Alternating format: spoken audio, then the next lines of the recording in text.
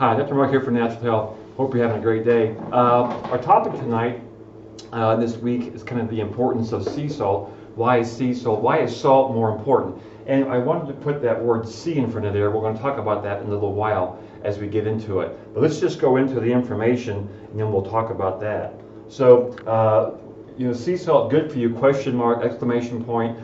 We've heard for decades now that salt is bad because it makes your blood pressure go up. Well, the truth of this is that the premise that salt leads to hypertension has never been scientifically supported. Now, I would say if you're eating a lot of crap, junk food and stuff that has a lot of refined salt on it, is it the salt that makes blood pressure go up, or is the sugar and the junk food?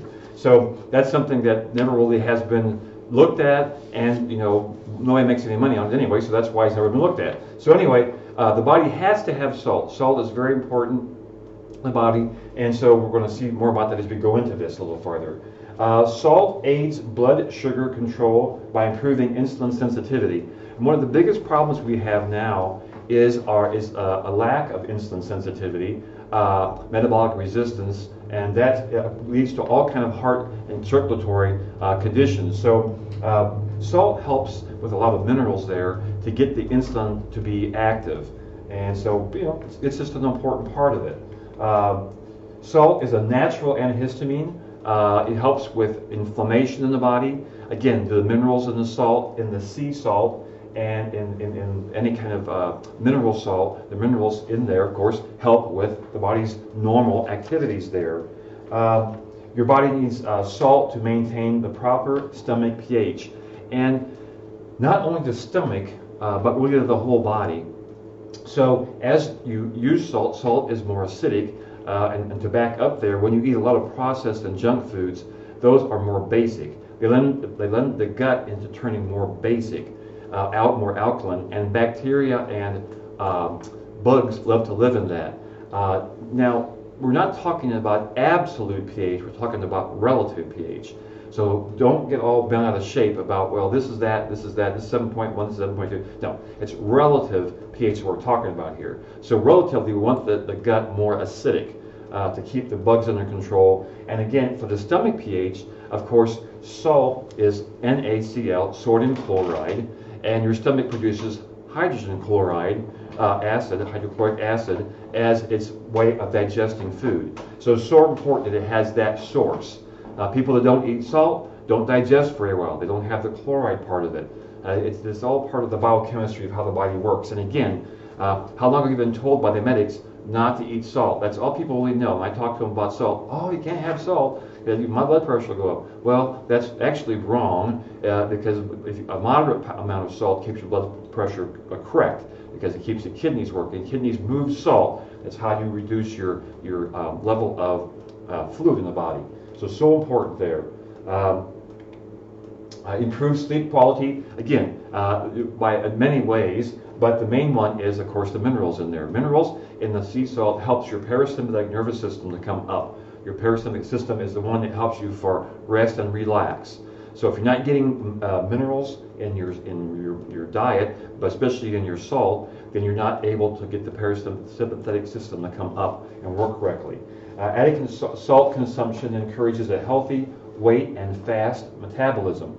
So again, metabolism again because of the minerals in there. The pH is also part of that, keeping pH more acidic in relativeness. And then the healthy weight, again, a lot of weight people have is from water retention. So again, keeping those kidneys working right. Salt is also good for the adrenals, for your energy, the adrenals for those to work during the day.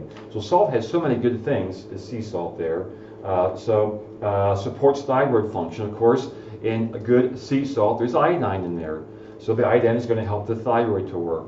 So again, the thyroid has so many good functions in it, helping the immune system, helping with metabolism, helping with energy, weight, burning off weight and things. There's a lot of things that thyroid does.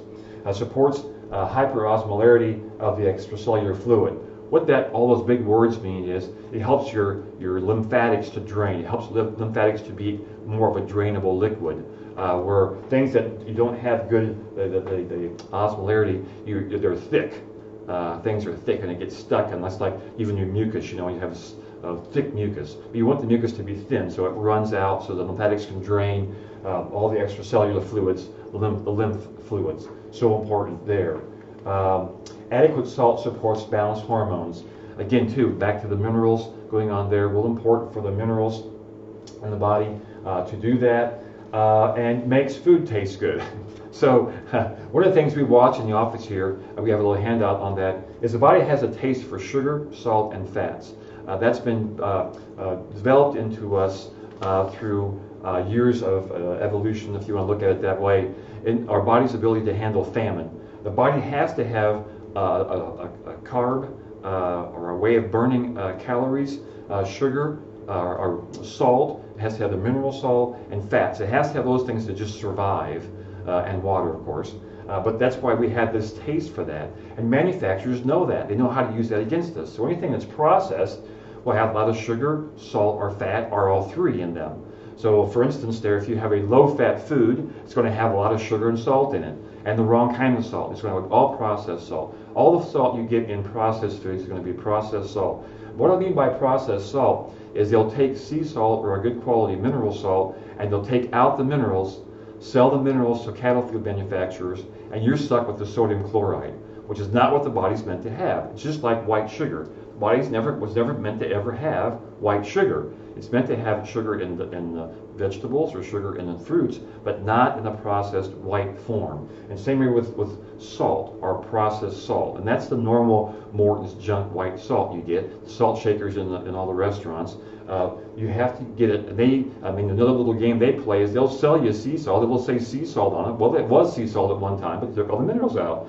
So again, you have to watch. That's why we recommend Celtic salt, which is kind of that dirty salt. That's the minerals, or Himalayan pink mineral salt. The pink is their minerals there. So important to get that too. And of course, tastes good. Your body wants it. That's why it tastes good. Body normally wants it. And I talk to many people too who have been on a no or low salt diet. They just don't like salt because they have in their head that it's going to be bad. It's going to be bad. Well, as soon as I tell them it's okay, well, guess what? In about a week or two, man, that salt tastes good. Well, it's kind of a head thing that we've talked about here before. So the question there, what salt is best? And we're bringing us back to this sea salt thing, where we don't want to use processed salt. That processed salt may be a part of blood pressure issues. Again, is it the salt? Is it the bad food it's on? What is it exactly? But there's no need of having that. Again, that's a processed salt, only the sodium chloride. We want the minerals with it. So that's why sea salt or mineral salt. Either one of those two is good. That's fine. And how much salt should I eat? Well, you usually eat salt to taste, and sometimes you want more, sometimes less. An average that I've seen is a level teaspoon per day for an adult. So that just sounds like a ton, doesn't it? And so but it's not. Especially if you're out sweating, if you're working hard, that's why when you're outside sweating and your shirt gets that white line, that's the salt. That's the salt you're losing. So you want to make sure you're getting good salt, especially in the summertime. And again, if people don't, then they end up being really tired, wore out, get leg cramps. We work with a lot of salt. We have a nutrition here called Calamo, which is a good salt replacement pill, especially for sports teams. I mean, that's really how Gatorade got started. Gatorade was a salt supplement fluid until it was bought out by Pepsi, and then they put a lot of sugar in it. But anyway, that's a whole different story. But anyway, the salt was good for that, and your athletes know that kind of thing too. But it was probably the wrong salt. But anyway, so that's a good points there. The one thing I wanted to talk to you too about real quickly is the medics will not tell you to eat salt. They've spent decades now telling you not to eat salt. So what is the 25-cent word you're going to use for that? They're going to say you need electrolytes. So you got to buy special water with electrolytes in it. Well, electrolytes are just salt. That's what it is. It's just a salt. It's a mineral. So the point I tell patients in here: what happens if you're out and you're in the heat and you pass out with heat prostration or heat stroke, whatever? They take you to the hospital. They plug you into an IV. What's in the IV? Saline solution. What is saline? Saline is salt. They're just putting salt water in you. They know this. Everybody knows this except people. People don't know this. So it's just so simple. Salt is just a simple thing. If you get the right source, it's good for you. It helps with so many things. We tell patients a lot here at the office And we're happy to answer any questions about that too. And I can show you the people that I've helped with blood pressure and getting them to eat salt, real salt, sea salt. So again, next week our learning health science is going to be more towards the kids and things. We have a lot of information about kids. We see a lot of kids in here, and we're happy to help anybody with any kind of questions there. Be next Monday at 6 p.m. It's already August already. How did that happen? Again, thanks for watching us here at Natural Health Quincy IL on Facebook and Instagram. Natural Health Quincy for Brighteon and YouTube. And again, please give us a thumbs up, heart, like, whatever. You can subscribe to our channel. We're going to have these every week. And I'm also playing with the idea of having a common sense health class because a lot of people just don't understand anything about foods or anything. I think people have, for so many years, just given their health over to the medics. But now with all this virus stuff, all the bad press the medics are getting, all the misinformation and disinformation and whatever else, the facts that are wrong, the numbers that are wrong, it's hard to know who to trust. So I think about trying to get into some more basic information. Would also love to have some feedback on, do you like these 10-minute classes we're doing spread out, or do you like the one night at 30 minutes? We always like some feedback on that. So that's enough for me. Again, yes, you can give us a call, 217-228-2040. We do have free consultations for people that have never been to a chiropractor or never been to a nutritionist or an energy coach. Give us a call. We'll do a free consultation, kind of show you what we're doing here. You know, we don't have any torture chambers or anything else in here. It's all good. It's all just helping people get well and healthy. But we're happy to help. We're here at 2000 Jefferson. We've been around for 37 years now in this area and helping people out, and we've helped thousands and thousands of people. So happy to help you. I think that's it for me. We'll see you next week. Have a great evening. Thanks.